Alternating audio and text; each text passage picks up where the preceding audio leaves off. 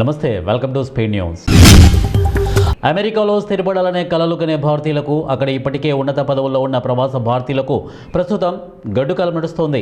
అధ్యక్షుడు ట్రంప్ అధికారంలోకి వచ్చిన తర్వాత H-1B వీసా నిబంధనలను కఠినం చేయడమే, విదేశీ కార్మికులపై ఆంక్షలు విధించడంతో అమెరికాలో యాంటీ ఇండియన్ సెంటిమెంట్లు ఒక్కసారిగా పెరిగాయి. ఇది కేవలం విధాన నిర్ణయాలకే పరిమితం కాకుండా సోషల్ మీడియాలో బాయ్కాట్ ఉద్యమానికి, వేధింపులకు కూడా దారితీస్తూ క్రమంగా చేజారుతోంది. అమెరికాలోని కార్పొరేట్ కంపెనీలైన ఫెడెక్స్, వాల్మార్ట్, వెరిజోన్ లాంటి పెద్ద కంపెనీలు ప్రస్తుతం ఆన్లైన్ వేధింపులను ఎదుర్కొంటున్నాయి. ఈ కంపెనీలు అమెరికన్లను తొలగించి వారి స్థానంలో భారతీయులను నియమించుకుంటున్నాయని న్యూస్ రిపోర్ట్స్ చెబుతున్నాయి.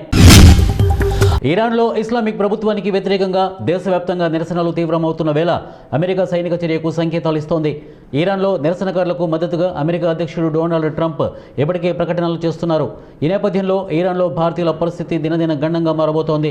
దీంతో కేంద్రం రంగంలోకి దిగబోతోంది. రేపటి నుంచి కీలక ఆపరేషన్ చేపట్టేందుకు సిద్ధమైంది. ఇరాన్లో నిరసనలకు తీవ్రమవుతుండడం, అమెరికా సైనిక చర్య చేపట్టే అవకాశం ఉండడంతో ఇప్పటికే కేంద్రం అక్కడ నివసిస్తున్న భారతీయులకు అలర్ట్ జారీ చేసింది. సురక్షిత ప్రాంతాల్లో ఉండాలని, లేకపోతే తరలి స్వదేశానికి వచ్చేయాలని కోరుతోంది. పార్టీ ఫిరాయించిన ఎమ్మెల్యేలు కాళే యాదయ్య, పోచారం శ్రీనివాస్ రెడ్డిలపై అనర్హత వేటు వేయకపోవడంపై బీఆర్ఎస్ వర్కింగ్ ప్రెసిడెంట్ కేటీఆర్ తీవ్ర ఆగ్రహం వ్యక్తం చేశారు. పార్టీ మారిన ఎమ్మెల్యేలను రాహుల్ గాంధీ, రేవంత్ రెడ్డిని నిస్సిగ్గుగా కాపాడుతున్నారని, ఇది రాజ్యాంగాన్ని పరిహసించడమేనని ఆయన మండిపడ్డారు. రాజకీయ ఒత్తిళ్లతో స్పీకర్ వ్యవస్థను కాంగ్రెస్ ప్రభుత్వం భ్రష్టు పట్టించిందని, తన దిగజారుడుతనాన్ని మరోసారి బయటపెట్టుకుందని ధ్వజమెత్తారు. గతంలో 5 ఎమ్మెల్యేలను కాపాడిన అప్రజాస్వామిక శక్తులే ఇప్పుడు మరో 2ని రక్షించి రాజ్యాంగ విలువలకు పాతరేస్తాయని కేటీఆర్ దుయ్యబట్టారు. కళ్ల ముందే కండువాలు మార్చిన దాఖలాలు కనిపిస్తున్నా స్పీకర్ కంటికి ఆధారాలు కనిపించకపోవడం విడ్డూరంగా ఉందన్నారు. ఏలూరు జిల్లా కుకనూరు మండలం శివారులో చట్టవిరుద్ధంగా కోడి పందాలు, పేకాట, గుండాటలు యథేచ్ఛగా జరుగుతున్నా సంబంధిత శాఖలు మాత్రం కళ్లకు గంతలు కట్టుకున్నట్టు వ్యవహరిస్తున్నాయన్న ఆరోపణలు వెల్లువెత్తుతున్నాయి. ముఖ్యంగా పోలీస్, రెవెన్యూ, విద్యుత్ శాఖల నిర్లక్ష్యంపై ప్రజలు తీవ్ర ఆగ్రహం వ్యక్తం చేస్తున్నారు. ప్రభుత్వం స్పష్టంగా నిషేధించిన కోడి పందాలు పండగల పేరుతో బహిరంగంగా నిర్వహిస్తున్నా, భారీగా నగదు లావాదేవీలు జరుగుతున్నా ఎక్కడా చర్యలు కనిపించడం లేదన్న విమర్శలు వినిపిస్తున్నాయి. అంతేకాకుండా విద్యుత్ శాఖ మౌనంగా ఉండడం మూలంగా వారు రాత్రి వేళల్లో పేకాట, గుండాటలు జోరుగా సాగుతున్నప్పటికీ పోలీసులు, రెవెన్యూ విభాగం మౌనం పాటించడం అనేక అనుమానాలకు తావిస్తోంది. జయశంకర్ భూపాలపల్లి జిల్లా టేకుమట్ల మండలంలో 1.2 కేజీల గంజాయి తరలిస్తున్న 2 వ్యక్తులను పోలీసులు అరెస్టు చేశారు. గత 6 నెలల క్రితం కదాసి మహేష్ పని నిమిత్తం సునీల్ వద్దకు వచ్చి టేకుమట్లలోనే నివసిస్తున్నాడు. పెయింటింగ్ పనిలో ఆశించిన ఆదాయం లేకపోవడంతో గతంలో గోదావరి ఖనిలో గంజాయి వ్యాపారం చేసి తక్కువ సమయంలో ఎక్కువ డబ్బు సంపాదించిన విషయాన్ని మహేష్ సునీల్కు తెలియజేశాడు. దీంతో ఇద్దరు కలిసి గంజాయిని తక్కువ ధరకు తెచ్చి టేకుమట్ల మరియు పరిసర ప్రాంతాల్లో గంజాయి అలవాటు ఉన్న వారికి ఎక్కువ ధరకు అమ్మి అక్రమంగా డబ్బు సంపాదించాలని నిర్ణయించుకున్నారు. అప్పటి నుంచి మహేష్ తనకు ఉన్న పాత పరిచయాల ద్వారా గంజాయి తక్కువ ధరకు తెప్పించగా ఇద్దరు కలిసి టేకుమట్ల మరియు చుట్టుపక్కల ప్రాంతాలలో విక్రయిస్తూ జల్సాలు చేసేవారు. ప్రస్తుతం సంక్రాంతి సెలవులు కావడంతో బయట ప్రాంతాల నుండి విద్యార్థులు మరియు ఉద్యోగులు గ్రామాలకు రావడం వల్ల డిమాండ్ ఎక్కువగా ఉంటుందని భావించి సునీల్ మరియు మహేష్ మరోసారి గంజాయి తెచ్చి విక్రయించాలనే ఉద్దేశంతో చంద్రపూర్ వెళ్లి 1.2 కేజీల గంజాయిని తీసుకుని జమ్మిగుట్ట వరకు రైల్లో వచ్చారు. అక్కడి నుంచి TVS star city plus bike టేకుమట్లకు వస్తుండగా టేకుమట్ల శివారులో పోలీసులు నిర్వహిస్తున్న వాహన తనిఖీలను గమనించి పారిపోవడానికి ప్రయత్నించారు. అయితే పోలీసులు వెంటనే వారిని పట్టుకుని తనిఖీ చేయగా వారి వద్ద నుంచి 1.2 కేజీల గంజాయి, 2 మొబైల్ ఫోన్లు, ఒక TVS star city plus bike స్వాధీనం చేసుకున్నారు. పార్వతీపురం, మన్యం జిల్లా గుమలక్ష్మీపురం మండలం తాడికొండ గ్రామంలో నిర్వహించిన సంక్రాంతి సంబరాలలో ముఖ్య అతిథిగా ప్రభుత్వ విప్ మరియు కురుపాం ఎమ్మెల్యే తోయక జగదీశ్వరి పాల్గొన్నారు. సంక్రాంతి పండుగను పురస్కరించుకుని గ్రామంలో సాంప్రదాయ క్రీడలు, సాంస్కృతిక కార్యక్రమాలు నిర్వహించారు. ఈ సందర్భంగా ఎమ్మెల్యే మహిళలతో కలిసి కబడ్డీ, టగ్ ఆఫ్ వార్ ఆడి ప్రత్యేక ఆకర్షణగా నిలిచారు. ప్రజలతో మమేకమైన ఒక కుటుంబంలా పండుగ జరుపుకోవడం ఎంతో ఆనందంగా ఉందని ఎమ్మెల్యే తెలిపారు. ఆటల పోటీలలో పాల్గొన్న వారిని ప్రోత్సహిస్తూ గెలుపొందిన వారికి చివరి రోజున బహుమతులు అందజేయడం జరుగుతోందని అన్నారు. యువత చెడు మార్గాలకు దూరంగా ఉండి మానసిక ఉల్లాసానికి, క్రీడలపై ఆసక్తి కనబరచాలని పిలుపునిచ్చారు. ఈ కార్యక్రమంలో కూటమి నాయకులు, కార్యకర్తలు, స్థానికులు, పరిసర గ్రామాల ప్రజలు పాల్గొన్నారు.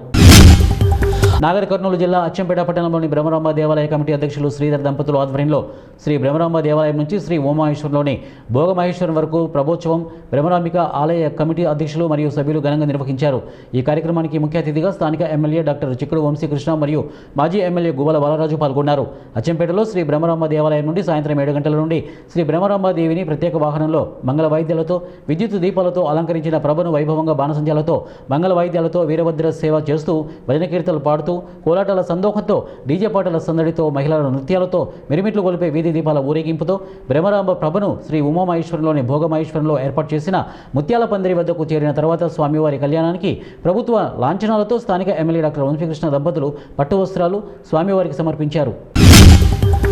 బెంగళూరులో వచ్చిన సైబర్ కంప్లైంట్ దేశ చరిత్రలోని అతిపెద్ద డిజిటల్ స్కామ్లలో ఒకటిగా బయటపడింది.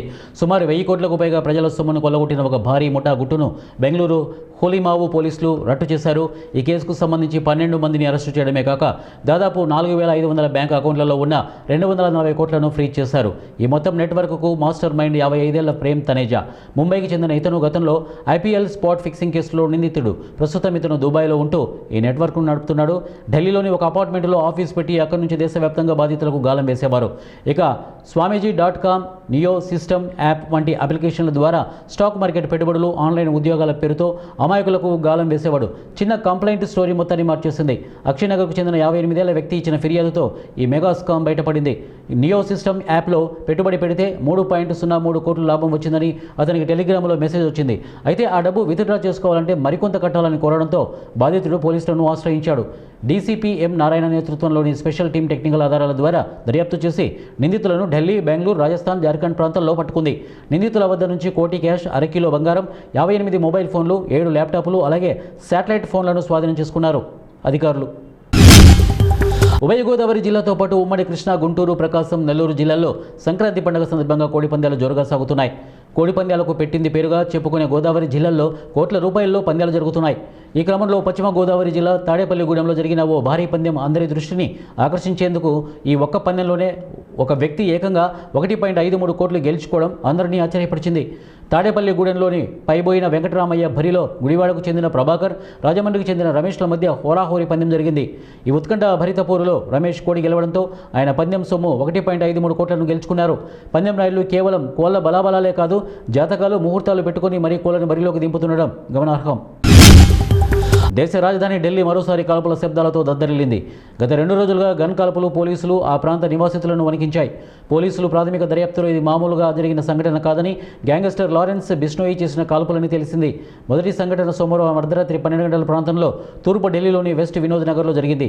అర్ధరాత్రి సమయంలో 2 హెల్మెట్ ధరించిన బైకర్లు ఆ ప్రాంతంలోకి ప్రవేశించారు. వారు ఆస్తి వ్యాపారి జితేంద్ర గుప్తా ఇంటి బయటకు ఆగారు. వారు గాల్లోకి కాల్పులు జరిపి అక్కడి నుండి పారిపోయారు. ఇది మొత్తం సీసీటీవీలో రికార్డైంది. అయితే ఈ ఘటనలో ఎవరు గాయపడలేదు. కాల్పుల తర్వాత లారెన్స్ బిష్నోయి గ్యాంగ్ తరపు నుంచి ఒక కాల్ వచ్చింది. తనను తాను లారెన్స్ బిష్నోయి గ్యాంగ్ సభ్యుడిగా పరిచయం చేసుకుని 5 కోట్ల రూపాయలు డిమాండ్ చేశాడు. కాల్పుల తర్వాత 2 ఆడియో సందేశాలు కూడా పంపబడ్డాడు.